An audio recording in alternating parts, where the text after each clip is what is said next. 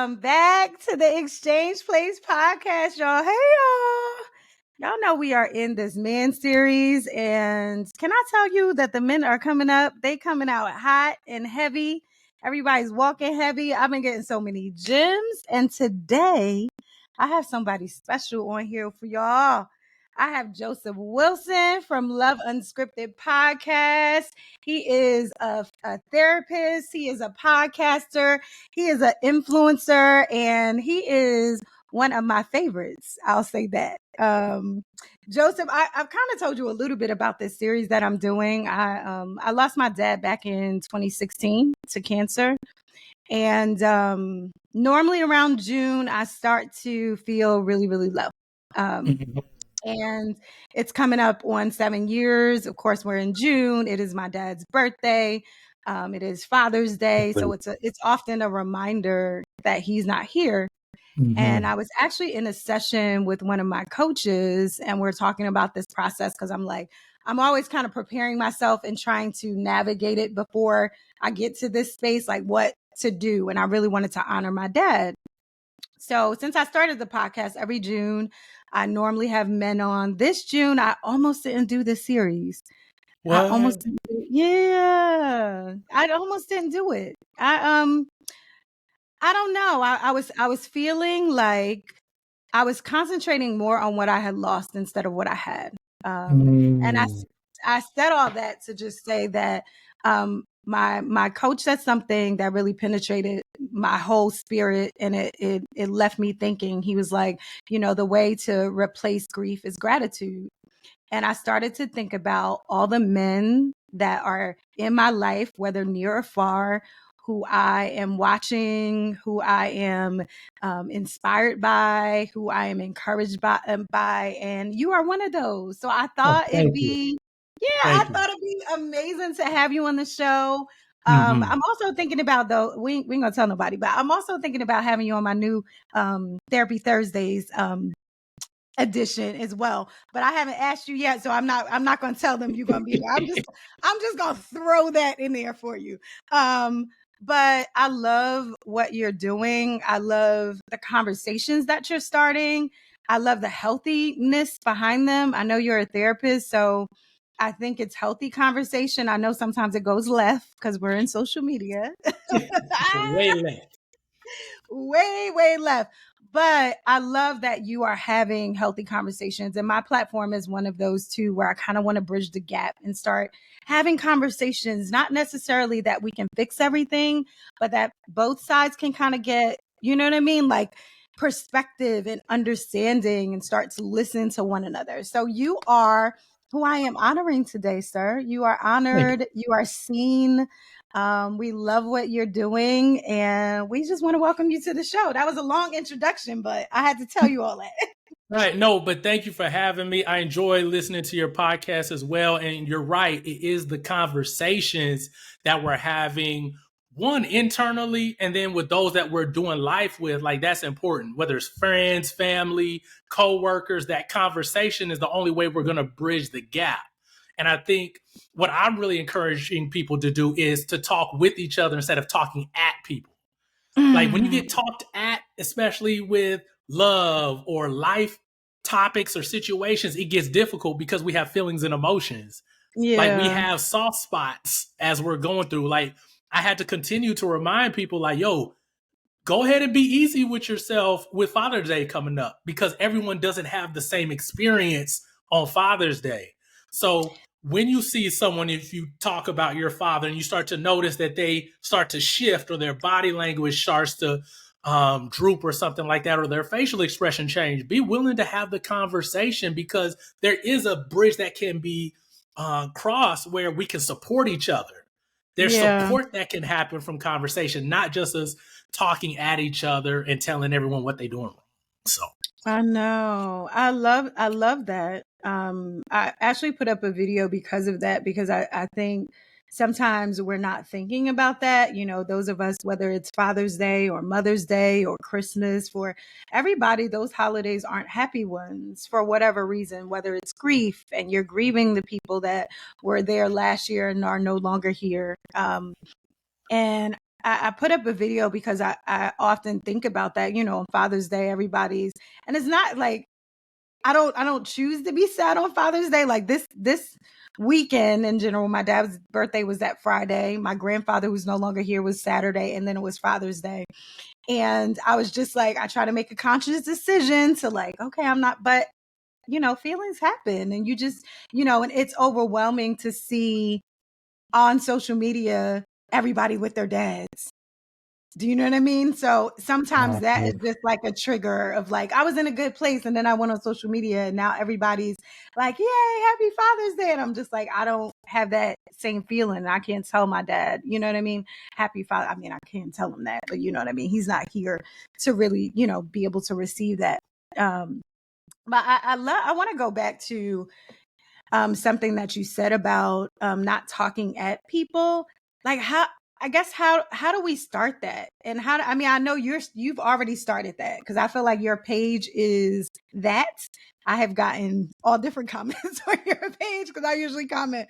But I do think I feel like it's a safe space, right? For people to come and have those conversations.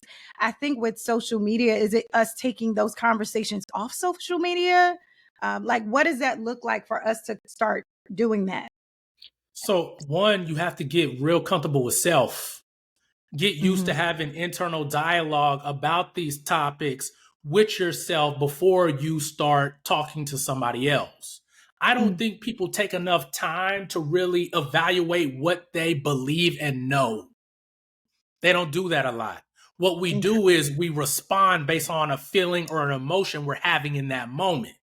And we've all been there where we said or done something and then realized, I really didn't mean it like that, or I really didn't want to respond that way.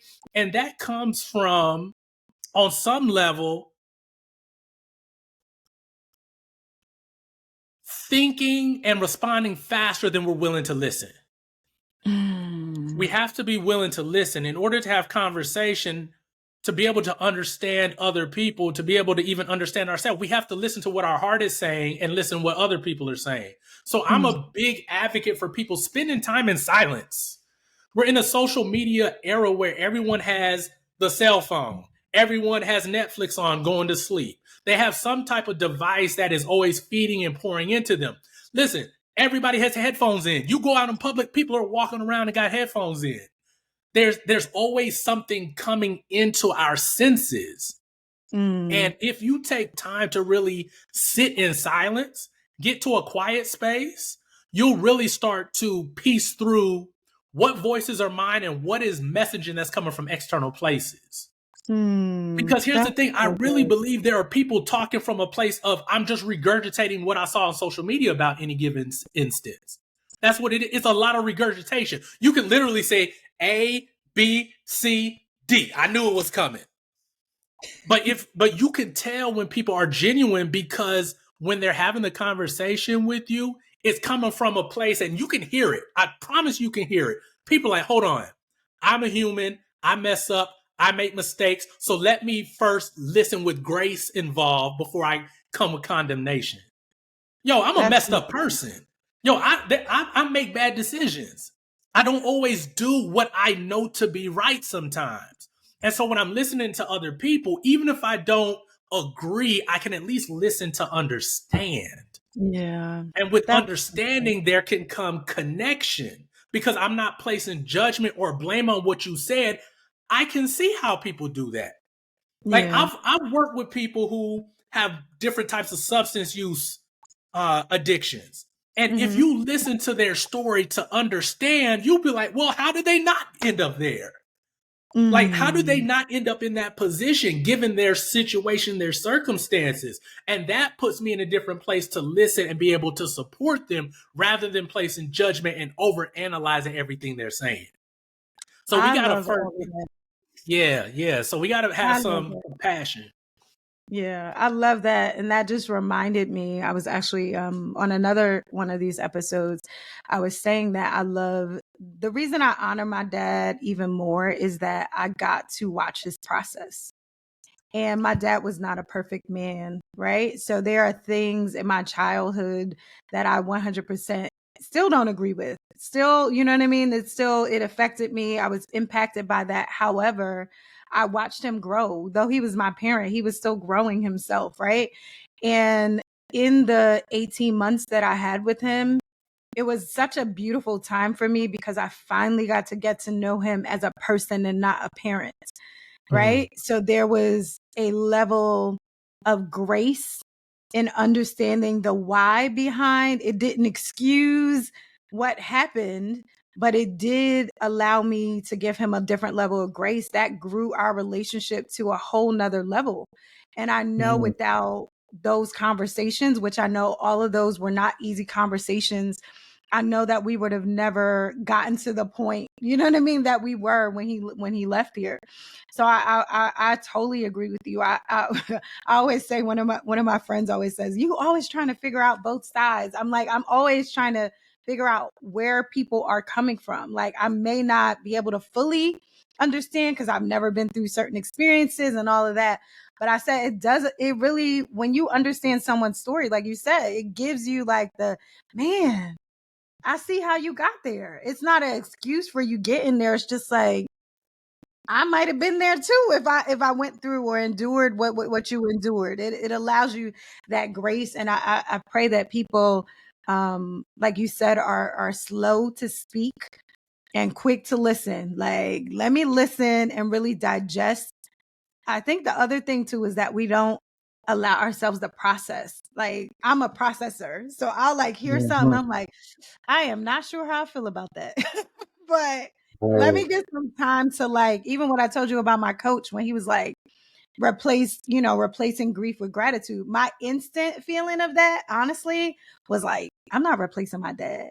Do you know what I'm saying? Like, but think of it probably took me almost a week to process that.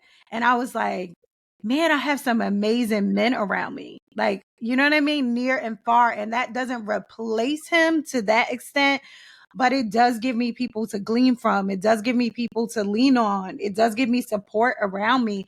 And I'm like, I'm not as alone as I sometimes may feel. When I'm, you know what I mean? When I'm in the midst of that actual grief. So I love that. I love that. And I want to highlight what you said. And it requires, you said two things at once. It's going to require in process to do what you said as far as seeing your father, the person, and not the parent. And here's one thing that, since we're honoring men, a lot of men get labeled based on their title, their position, what they do, and not the person.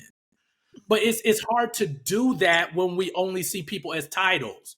And part of that is society's fault. Like, you go to any place and they're like, "Oh, what do you do?" I hate that question because as soon as I tell people I'm a therapist, everyone stops talking to me.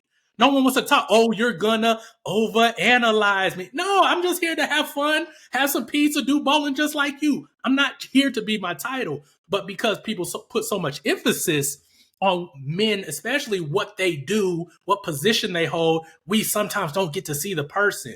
And the person is where they really at. That's the real them.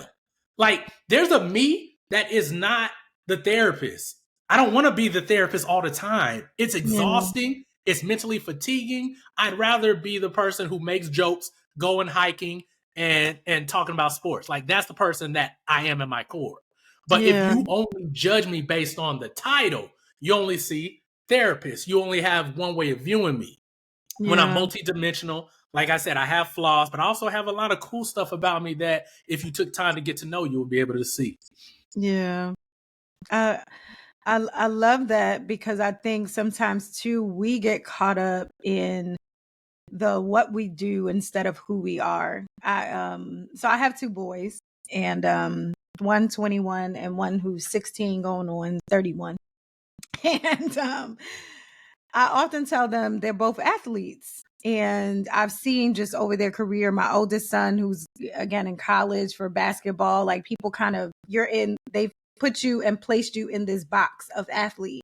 And I'm like, you got to make sure when people are around you, especially when he was deciding on what school he's going to and deciding that, I'm like, that's not who you are. That's something that you do.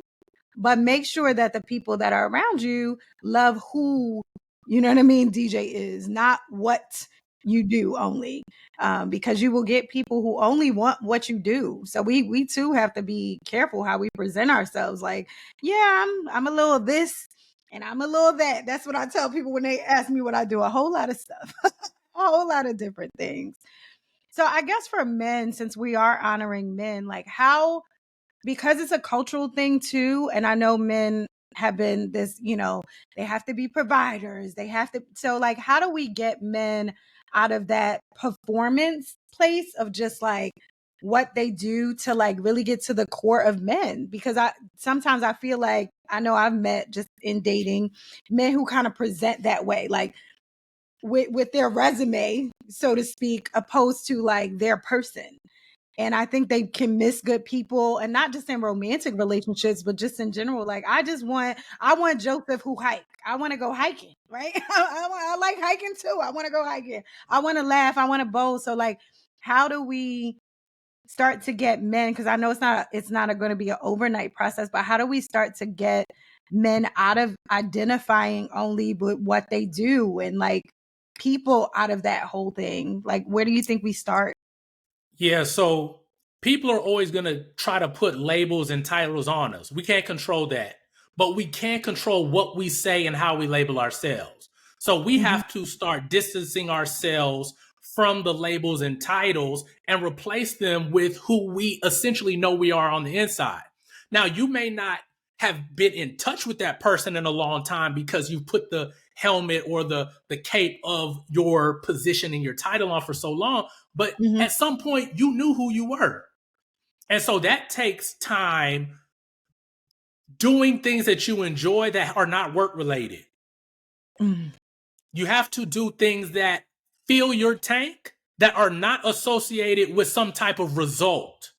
One of the things that I am really big on is painting, because for me, I enjoy to be artistic. It's a form of creativity, but I'm not concerned with the outcome. Like, this is not a billing hour. I don't have to worry about the documentation for my painting. I get to just be there and do. And as a result, that spills over into other areas of my life. Yeah.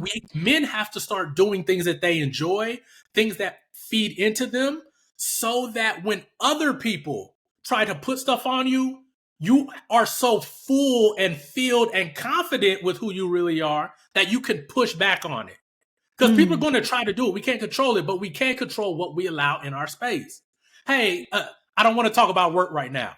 Sometimes even the fellas, like, we'll get together, like, man, how was work this week? Sometimes I got to be like, yo, I don't want to talk about work. Let's talk about what, did you see this? Or, man, Yeah. look at what I drew recently. Something like that. We can control what's coming in our space, but you can't do that if you don't have somewhere to go to, something to lean on, something to Mhm. bring forth. Gotcha. Because yeah. So that's pretty much what you do. Yeah. So how long has it taken you to get here? Like where you are? Do you feel like I'm 34, going to be 35 in December. It's taking me all 34 years to get Yeah. here. No, honestly, like it's been a lifelong journey. Like, there's so many different versions of myself that I've gone Mhm. through, and at each stage, I needed whatever lessons were there to be able to be the person I am today. Like, Gotcha. people always say, would you go back and change dot dot dot? No, because I don't know if I would be the person I am today. And I actually like the person I am. Like, I really do. I enjoy being who I am in this moment. It Yeah. wasn't easy. There was a lot of mess that I had to go through. But looking back, man, it's been a journey. And it's been Yeah. unscripted, to say the least. Like, I didn't know a lot of stuff that was gonna happen. I didn't know my parents was gonna get a divorce. I didn't know I was gonna get a divorce. Like, I didn't know any of this stuff. We didn't know we was gonna be in a pandemic and stuck in the house for 18 months. But no Yeah. matter where you were in those moments, there were lessons to be learned. And even as you're moving forward, fellas, we're still gonna grow. So we have to continue to give ourselves grace. Yeah. We don't arrive anywhere. I don't believe that. I don't believe there's a point where we're like, okay, I'm the man. But we can continue to grow deeper and deeper in our understanding of ourselves and grow more and more compassionate for others as we get older. I do believe that. So how long did it take, man? Whatever today, 34 years is how long it's taken me to get here. And I still have a long way to go. I still have more to go. So just because you see me sharing information does not mean that I'm not in my dark corner continuing to wrestle with some of those areas that I'm still trying to understand about myself. Yeah, I love that. So what do you think gave you the passion to actually do this for other people? It's one thing to do for yourself, but to create a platform to have these conversations, like what was it? Was it a certain point that you were just like, hey, I want to help other people navigate this. I want to help be the bridge that's going to hopefully shorten that gap that we have now. Like what was it, a pivotal moment that happened? I'll say it's a stream of pivotal moments. So kind of back in like 2014, I was blessed with the opportunity to work with a nonprofit organization in Memphis that was working with children. It was an after school program. And by proxy, I started to interact and engage with the parents. And of course, when people get comfortable with you, they start telling any and everybody business. And this community was really small and close knit. So I was seeing all of the impacts the different relationships in the community were having on the children. And so at that point, I was like, man, there was a lot of people telling me stuff, and I knew that I could not equip them the way I need to. So I was like, let me become part of the solution as far as becoming a counselor. And so that's why I went into that. As far as sharing the information, I was like, yo, I can only be with couples and families for 1 hour at a time. What's a different way that I can share the tools that are needed in relationships and have the conversations that I know people are not having? People aren't having the conversations out in the open. Like they're not, because it's sensitive information. We're fearful of being judged. But the blessing in it is there are people who are going through the same thing, which normalizes our challenges. Once we know that our challenge is not unique to us and we're not the only one going through it, our mind, at least for a little bit, feels a little less, feel a little more at ease. And even more importantly, I wanted to talk to people who have been through things, overcome, and can tell you how you did it. Like there's a lot that we can get from other people's spheres of influence. Like not every answer is in my friend group. There are people outside my friend group who have overcome certain challenges. And so my thought process, like, how do I get all these people together in one place and just hear how people were able to overcome? And so that's how the podcast came about. I wanted to have conversations out in the open and show people that you can talk about these things. I talk about money. I talk about sex. I talk about grief. We talk about all kinds of things. Like there's nothing off limits, because in relationships in life, there's nothing off limits. It's going to come to your door. It's just going to be a matter of how comfortable are you talking about it to get the support, to get additional information, and to love those around you. So that's pretty much why I decided to get out here and start talking. Believe me, I didn't want to do it, but because I saw there was a gap, I decided to. I love that you're doing it. I mean, and the way that you do it, like I said, it's in a healthy way. I feel like, there are some bigger platforms that sometimes are put in the spotlight with not so healthy information. And for whatever reason, I still don't know what that is. Some people love that level of conversation versus really healthy conversation. People love drama. Let's be honest. People love drama. They love mess. I know. And honestly, I like mess sometimes. Let me be real. Like there's sometimes I'm like, ooh, this is like in sporting events. Yes, it's nice and clean, but also I'm drawn to when there's a fight on the basketball court. Like I'm gonna watch. I may watch it 2 or 3 times. It's part of the experience, but what we can't do is let that be the only thing we gravitate to. I think that's the part. I think everybody like a little drama. I love a little laugh here and there. I just feel like the scales are tipped, especially in the podcasting space. And then definitely in the podcasting space, that's a whole nother, they sell these mics to anybody. You need to, how you have to get, they have to see a license to get, certain drugs at the drugstore. I think they need to do that with mics. And I say that in all joking, but it's a true thing. Like I really I really want people to stop getting behind mics and giving us all of their trauma without trying to find a solution. We can't keep talking about what's wrong without really starting to talk about, okay, so how can we bridge this gap? How can we have these conversations, right? And I just feel like, and I'm a podcaster who loves podcasting, so I listen to a ton of podcasts, but I feel like there's a lot more leaning to the left than to the right. And I think that's why what drew me even more to your platform, your IG, your podcast, it's refreshing to see that. Thank It's you. refreshing to see conversations being had. And we need more of it. We need more of it. Yeah, and here's one thing I tell couples all the time, especially when someone says something in a way that they necessarily didn't have to. I'll tell them, it's like, did you really have to say it that way? Like, did you really have to put all those adjectives and add those extra words into it? Because what people are doing, they're trying to hurt each other. Like you said, people are hurt, so I'm going to hurt other people. Yeah. And I'm not just going to hurt the person who did something to me. I'm going to hurt everyone who looks like that person. I'm going to just overgeneralize. Yeah. And that's how people get stuck. They get stuck in that cycle, and they listen to information that affirms their biases and their belief. Now they believe they're right. They believe that they're right. Yeah. So we got to be careful and understand that, like, a lot of platforms are sharing information in ways that they don't have to. If the goal is to really bring people close together, then you can say it in a different way. I don't care what the algorithm is pushing. Like, I don't care if it doesn't get monetized as quickly. Drama gets monetized super quick because everybody's clicking to it. But if you are really trying to bridge the gap in the gender war, if you're really trying to put out good business information, then you don't have to do it in a way that is taking advantage of people, that is hurtful, and actually adding to the dysfunction that's already out here. Yeah. Pick a different way to say it, pretty much. I so agree with that. I think that, the saying like hurt people, but I also think that heal people can heal people.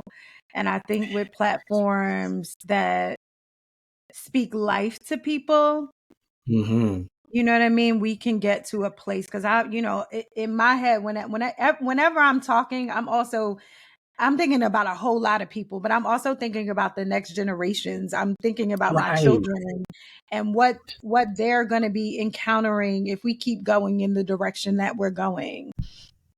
That is the scariest part for me too. It's like, well, if we can't get this right, or at least start turning, the tables to this, what are our grandchildren, if we have any? Because that whole generation is, whoo, child. that's a whole nother conversation. But like, we really got to start thinking about that. When I get behind this mic, and I'm sure you feel the same way, or get on any platform that I'm sharing on, I really am thinking about the impact to the people who are going to see this. I am thinking about what I'm saying in the manner that I'm saying it, so people can receive it. Will everybody receive it? Absolutely not. I'm not for everybody. But I am for somebody, you know what I mean? And I want to make sure that people can receive, because a lot of those places, like you said, they're not in necessarily your friend group. It may be the podcast that you just downloaded. It may be a post that was on IG. So I think when we start to take responsibility and accountability for what we allow out of these mouths that we have, we'll start speaking a little different. Oh, yes. The words are powerful.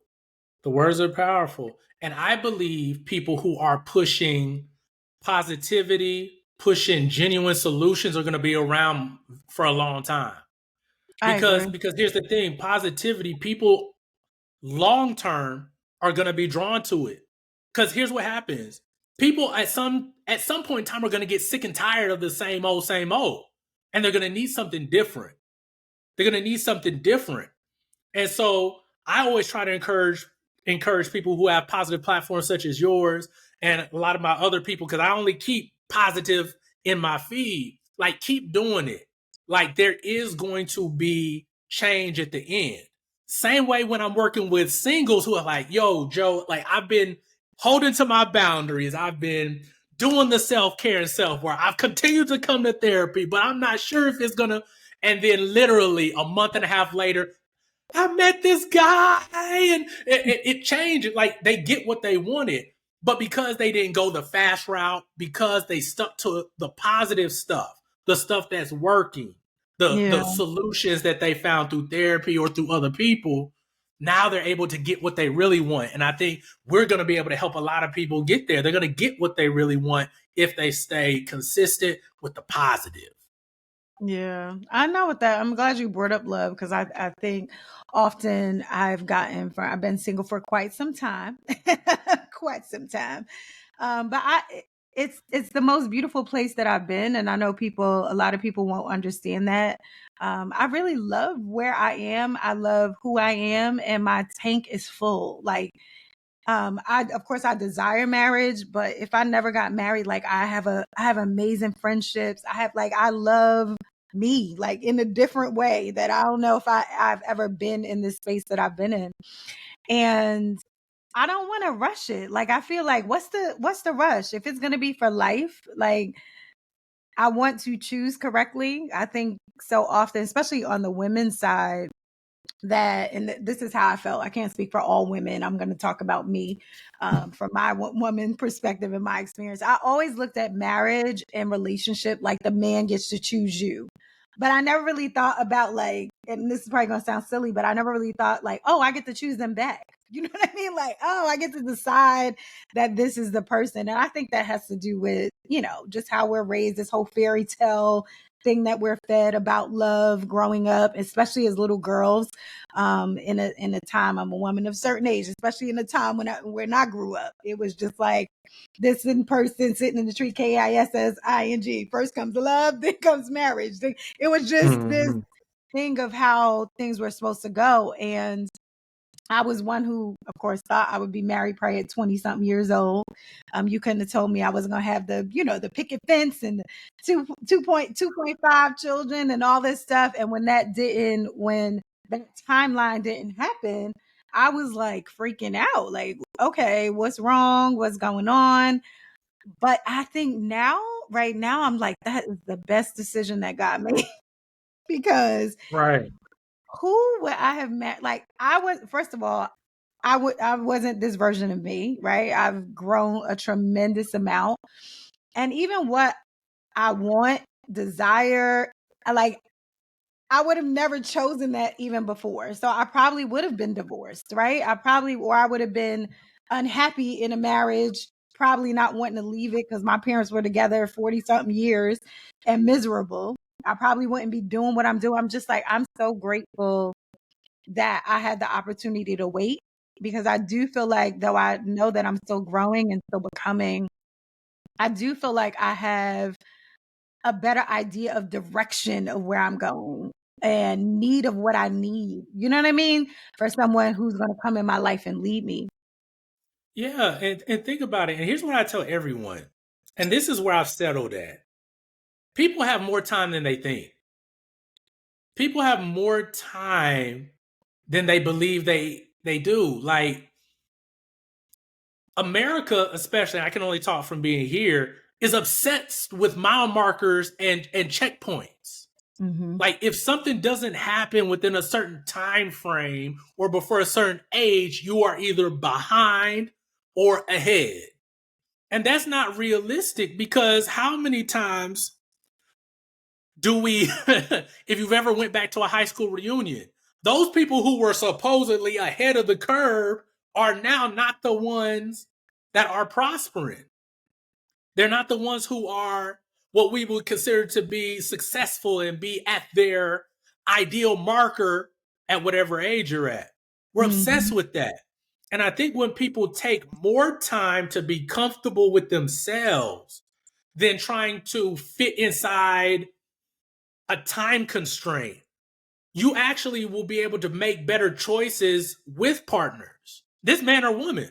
And I love that you Yeah. said, like, men choose, but also women can choose back. Like, it's a mutual thing. The hope is that you can be in a mutually beneficial relationship, not just one directional. But you can't know what you want, what you need, and you desire if you don't spend time to be single, to understand who you are, and to start visualizing and understanding what you want and what you need for a lifetime. Like I'm like you, like I view marriage being for a lifetime. So what is it that I really gotta know, or what is it that I really have to seek, or what is it I really need to get fixed within myself so that the relationship, the marriage that I go into can last that lifetime. But you Yeah. can't do that if you're trying to rush into a relationship. Okay, we've been together 6 months. Okay, now we got to move to the next phase. All right, now we're here at a 1 year marker. Now we got to move to the next phase. Oh snap! I'm at a year. Now I got to start looking for a ring. Like, stop doing that. Take time to evaluate yourself. Really get to know yourself. And I'm just a believer that when the time is right, the right person will come along. Yeah. I believe I that'll agree. happen, and you'll be a better version of yourself when they do come. I agree. I agree. I've been on a dating pause. I get my dating pause is over. Actually, Friday. My dating pause is over Friday. Not that it's so funny. I'm laughing because that's comical because I never really date. So I think I've been single now 6 years. I think it's been 6 years, something like that. I think in like October, November. And the last 3.5, 4 years, I've just been celibate. I haven't been dating. I've been working. I've been serving as a podcaster, coach, in school for therapy. And I've been figuring me out. So I went on a Mhm. pause because I tried to probably like the beginning of this year. I was like, okay, it's time for me like get back and make myself actually available because I can kind of get tunnel vision. And my coach was like, I bumped into some interesting people. I'll say that. And I mean, not bad people. So that I think that's the difference now is just like I can meet really good people, but there are certain things that I know that just don't work for me. So you can be a great person and I'll just be like, no, I don't see certain things, which are like my major things that I'm looking for in a person.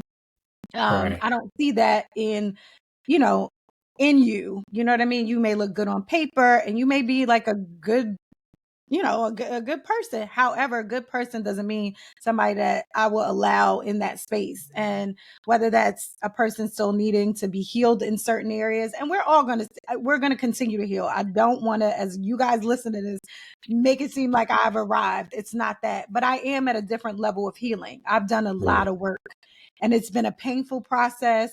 It has not been easy, but I don't want to go backwards. I'm not trying to go backwards. And my coach was like, I was like, I want to know if this was always one of my fears. And he's like, why are you fearful? So this is why I'm telling you all this because this is why I took the dating pause. Because he's like, you shouldn't be fearful to date. And I'm like, yeah, I don't know what that is. I can get consumed with work. I know that. And before I look up, it'll be 2 years down the line. And people will be like, you date? I'm like, no, not this year. Not this year. So I was like, I'm gonna do better about intentionally meeting people. Cause I'll meet somebody, my friend will be like, he likes you. I was like, really? I just thought he was cool. You know what I mean? Like I want to get better in that. Not that I can miss it, but just like, be aware of that. So we made a plan where and this is an awesome challenge, I think, for anybody, because you said this is becoming what you want, right? I've Mhm. done a lot of work, but my coach challenged me to create a list of things. It was supposed to be, I think it was supposed to be 20 items, but of course I had 45. Don't judge.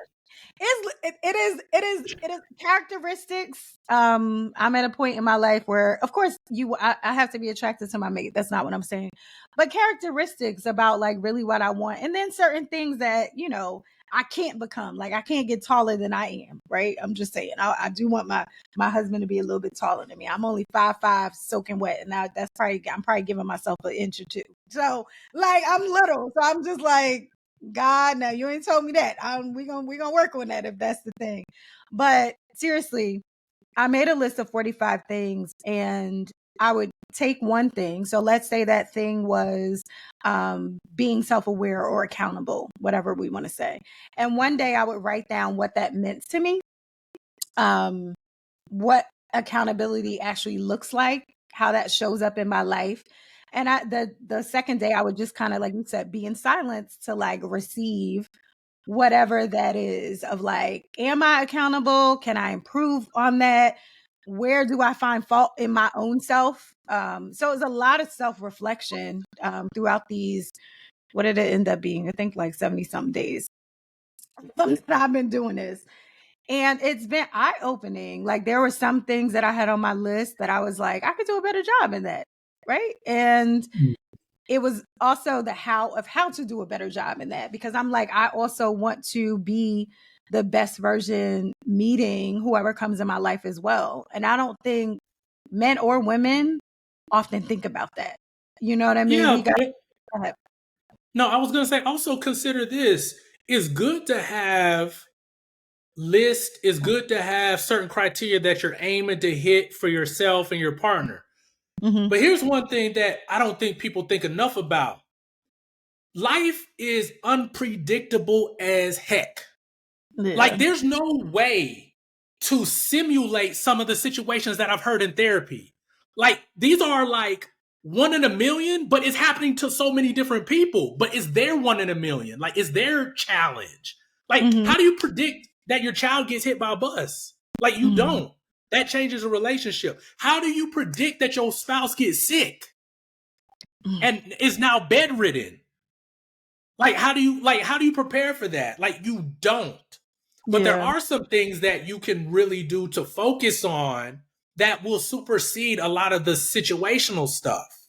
Gotcha. And some of those things is your dedication and commitment to the person.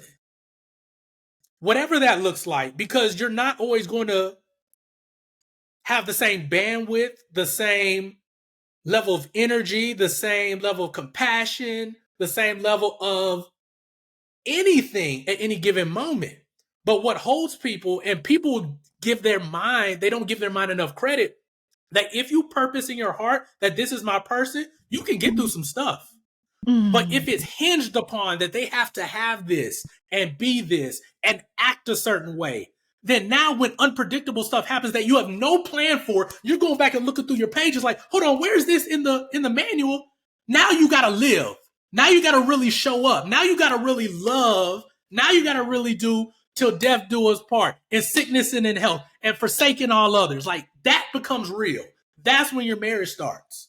When them things that you didn't plan for, that's not on the list, that's when it gets real. That's how you can tell if it's really love or not.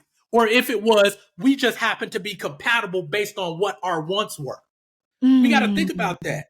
And so when I tell people, like, you're dating, like, really look at this person. Like, if they were stuck in a bed, could you wipe their butt?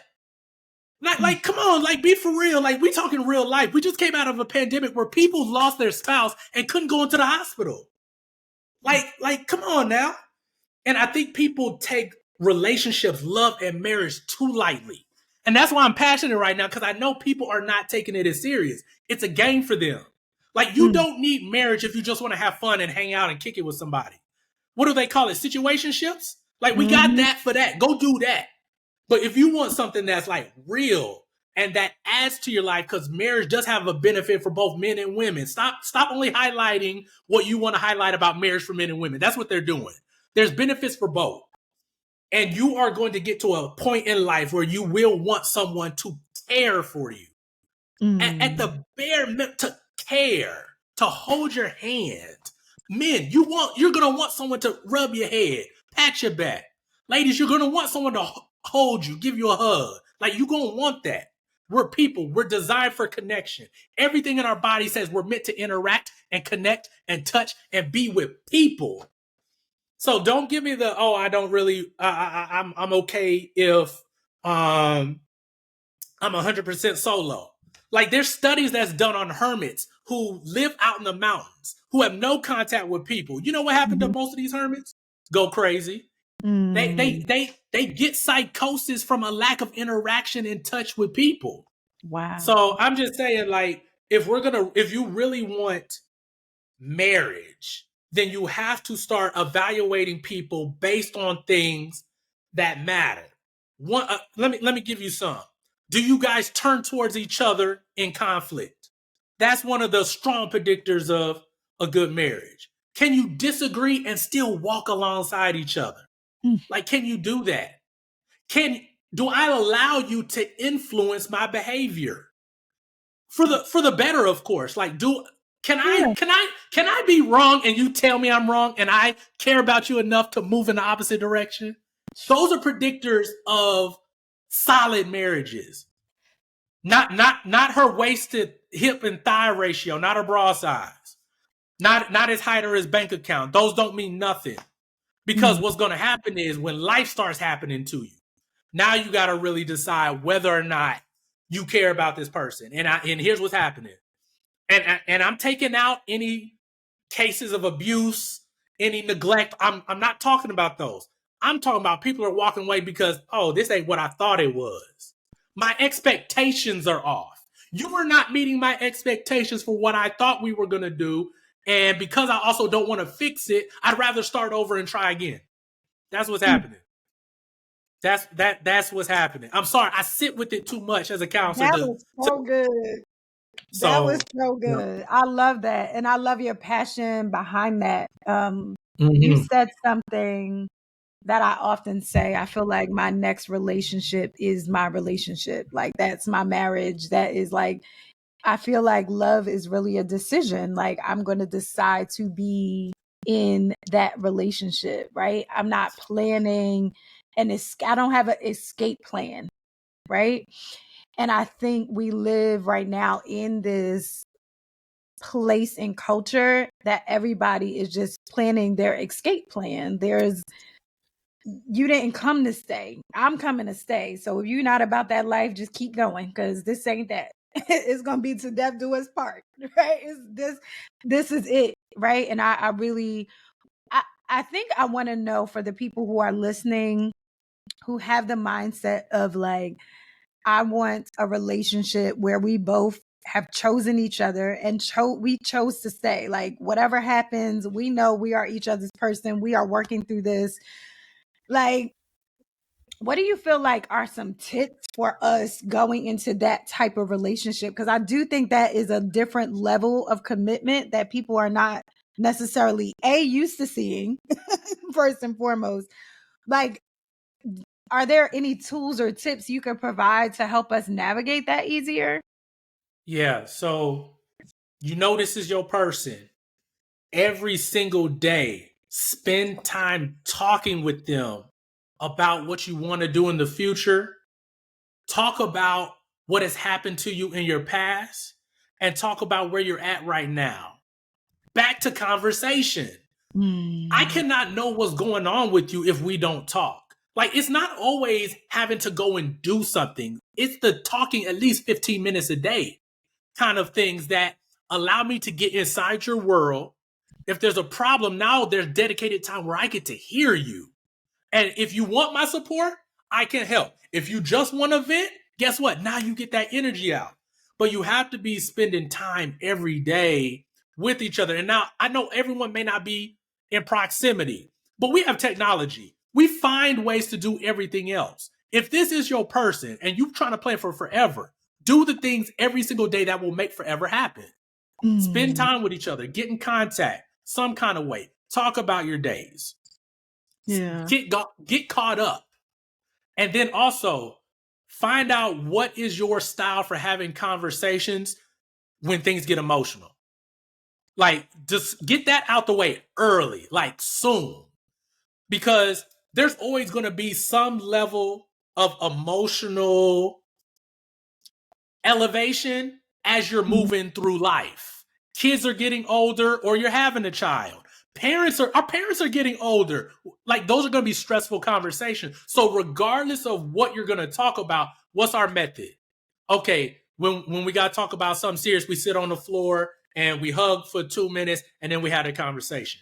Or if it's something between you two and it's something that's in the house, let's get outside of the house to have the conversation so that both of us are not triggered by different things that we see as we're having this conversation. Figure out how you are going to have emotional conversations and don't deviate for that. Let that be what you do. That is good. That is so good. So I'm a planner, so I love a good plan. I do. I love a good conversation about those things. I think that we And there's somewhere in the Bible where it says, you know, that if we don't plan, it is destined basically to fail. Like you should have plans. I have plans for when things are not going good, who I will talk to, who I will not talk to, what I will say to my own self. What, like, those things are important. I have something funny, and you said that because I want you to talk about that, if that's just a therapeutic thing. When I do meet my person, I want to have a conversation about when those emotions are high.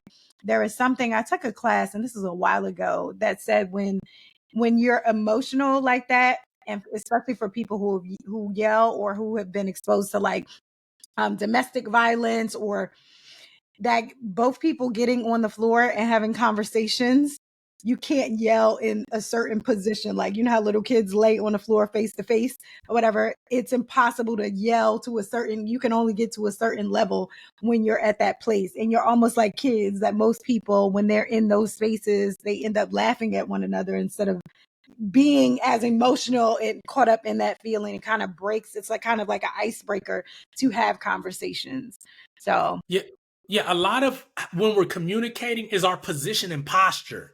mm-hmm. So changing that, because most people, when they have an argument, they have it the same way, in the same stance. Like, when you watch couples argue, you can tell when it's coming because they do the exact same thing, the exact same body language every single time. So what, changing your position, even if you lay on the floor, shoot, my father was telling me that him and his wife lay on the, looking up at the ceiling. I was like, oh, there's no way you could be overly emotional while you're looking at the ceiling. But guess what? It's a change in body position. It's a physiological thing. And so it changes. Now you got to recalibrate. Essentially, on some level, is making you pause because you got to do something. You got to, okay.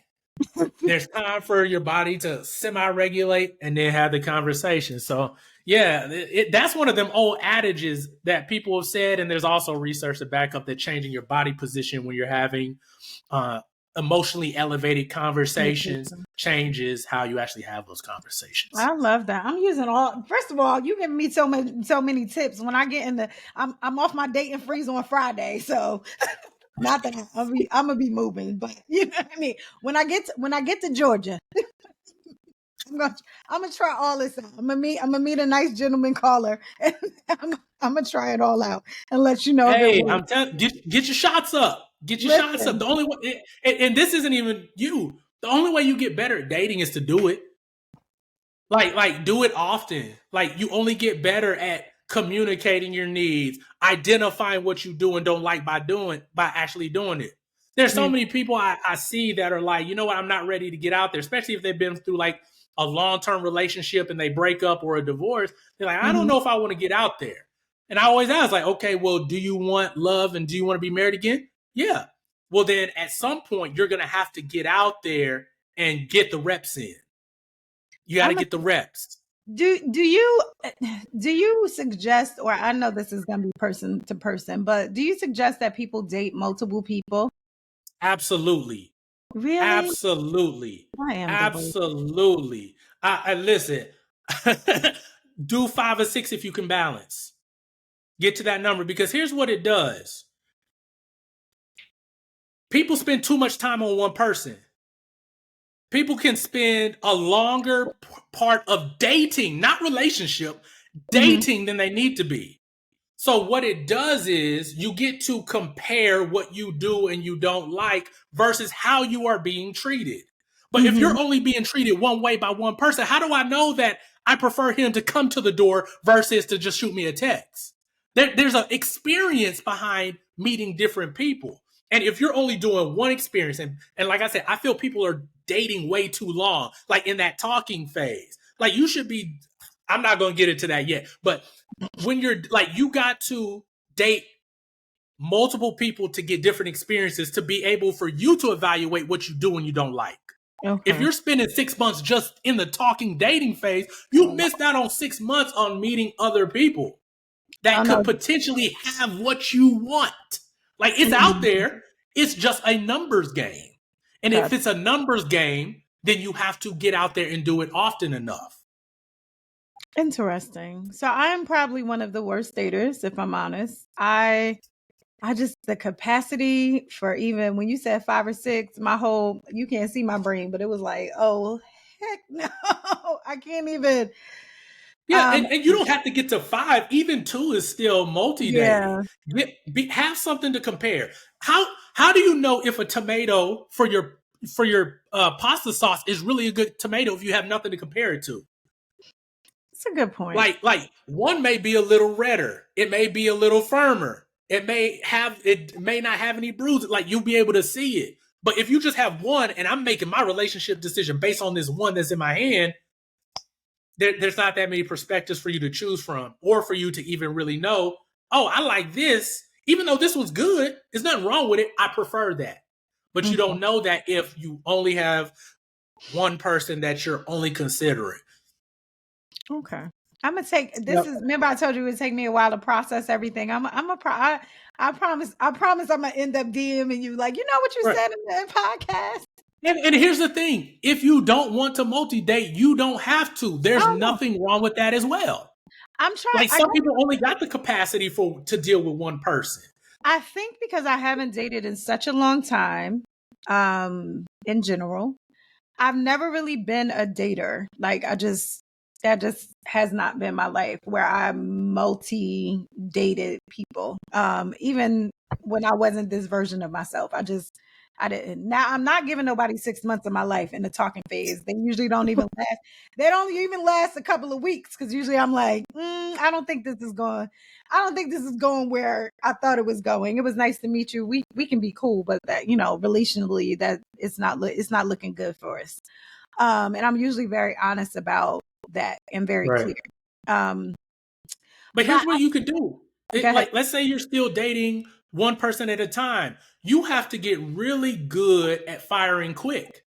You have to really know what I'm looking for and fire quick, because you don't have the same luxury that other people may have of being able to look at multiple candidates at one time. You just have to get really clear on what it is you want, what you need, what you desire, how you want your partner to be, and fire quickly. That's the only difference. Like, you have to do. You have to be able to do that, because you don't have the same amount of time, because you got to get to the next person before. Yeah, I'm definitely a fire quicker. Like, I'm just in it. I meet someone, I'm like, no, this is not what I thought it was gonna be. Nope. And not in a sense of, like, again, I've met some really amazing people. They just not people that I could see myself saying, like you said, I'm gonna be the one wiping your butt. I'm gonna be the one in case something happens to you. That I feel like. I feel like I just haven't met somebody where I feel like this is it. I'm committed to this. You are my person, right? So whatever comes, we're gonna work through this together and handle that. I haven't met that yet. So we still waiting. But it'll come. It'll come. No, I know it's coming now. It's close too. I feel it. That's why I'm trying to get everything. And when I say everything out, people always think of, like, dating. It's just like, business wise, I'm trying to get all my ducks in the row. So I really want to be able to spend time. I think what you said is a crucial part of conversation. Of course, as we can see, I can talk all day, first and foremost. And I love conversation. I really, at this point in life, I know that I'm really attracted to people's minds. And then even in the manner that they communicate, their ability to not only communicate, but to listen and process and give me back even stuff, or be like, hey, did you think about this? Like, I love that. That for me is like, that's better than you being 6'6" or 6, whatever the height required. That's better than that for me. I think and I'll say back in the day, I know everybody say go back in the day, but I think the difference is how we communicated back in the day. Not necessarily that relationships, because there was still stuff in the back in the day too, y'all. Stop playing. There was a whole bunch of stuff going on. But I do think when you met people, then all you had to do was talk. There wasn't social media, right? There was time, and people spent hours on the phone. Like, I remember as a kid, you wake up on the phone, go to sleep on the phone with your love interest. You know what I mean? It's like, you hang up, right? And I think unknowingly, without really knowing the tips and tools, we were learning about people's past. We were learning about where they are. We were learning about where they were wanting to go, like unknowingly. And we spent a tremendous amount of time in people's presence. When I was a kid, man, my house was a house. Like my brother's friends would come over for hours. We would just sit in there, no TV on, cracking jokes, talking, laughing. Like that level of communication we have lost. And I feel like I'm almost for dating someone who does not live where I live, because I feel like you're forced to interact differently than you would interact with someone who's there. Like there's a different level of intentionality if you date long distance. You just can't hit me up here and there, right? You have to figure out ways to talk to me, figure out ways to keep me engaged and me to keep you engaged. So there's a different level of intentionality that happens in those places and spaces that I honestly love. Like most of the relationships or interactions that I've had with people are people that are not in, well, I'm in Jersey now, but I'm moving to Georgia, but we're not in Jersey. Well, self. I'm going. Yeah, I'm going. I'm gonna be a. Well, I'm gonna be a. What they call it, the Georgia peach. But I got a strawberry, but I'm gonna be a Georgia peach. Everybody, I was like, I can't. I ain't quite fitting in, but I love it there. God has called me there, and Good.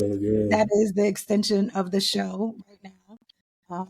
So yeah, I'll be there. I thank you so. You done dropped so much stuff. Look, I'm gonna get off here. Oh. No problem. I love this. I thank you for taking out your time to even come on. I want you to know that in the future, as God is giving me more vision to this men's month, which is going to extend a little bit of the month, because I've had so many people that I've thought of like, man, these people are really influencing me unknowingly, some of them, because I know that we don't, we've never met in person. This is our first actual virtual thing. We're normally DMing or I'm commenting and whatever, but I just feel like there's a need, and I, like you, I keep good circles around me of people who are on the same path that I'm on and helping in the, not necessarily in the way that I'm helping, but still with that positivity. And I love what you're doing. And next year, I really hope to have a panel, and I hope it will be in person. And yeah. I mean, I think there's so much wealth to get people in a room to do that. And I just, as I've, each interview is more and more confirmation of missing pieces. And the beginning of this season is called Restoration. And all that God was speaking to me has been the pieces are coming together. And I know that you are one of those pieces. So I'm grateful. Hey, I'm right up the street in Nashville, Tennessee. I'm right up the street. Tennessee? So come on. Yeah. So just let me know and we can make it happen, because like we said, conversations like this is what's going to really change and move people and bring about the change we want to see.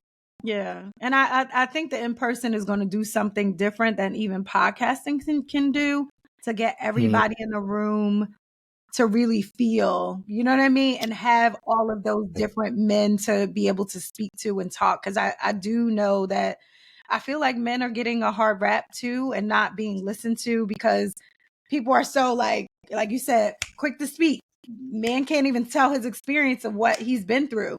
Right. And we have to give more empathy, and it should not be just based on gender of like, oh, well, women suffer more. People are comparing pain. It's like, we both have been through things. We can't compare who's worse or whatever. We still have cried tears or struggled in areas, and we have to get more empathetic to one another. So as this grows, I pray that you be a part of this.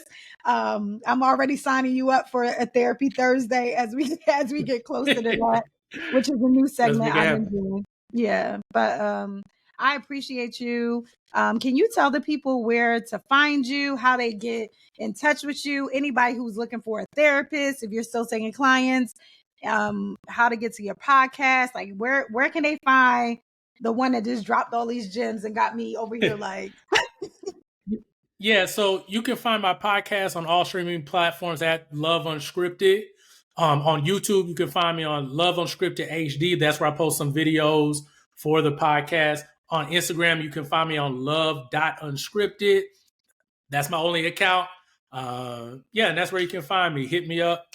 That's where you can find me. Y'all hit him up. He's doing some amazing things, and I look forward to see everything that you're doing. I feel like there's gonna be a book or something coming. I feel like I feel it in my spirit. I don't even know, but I feel like God is definitely gonna give you something to extend what you're doing. You're doing an amazing job, and we can't wait to hear more from you. Thank you for having me. Yes. So until next time, y'all go follow him. Y'all hear me? Go follow him. Go check out his stuff, and we'll see you next week. All right. Welcome to the Exchange Place, the home for healing,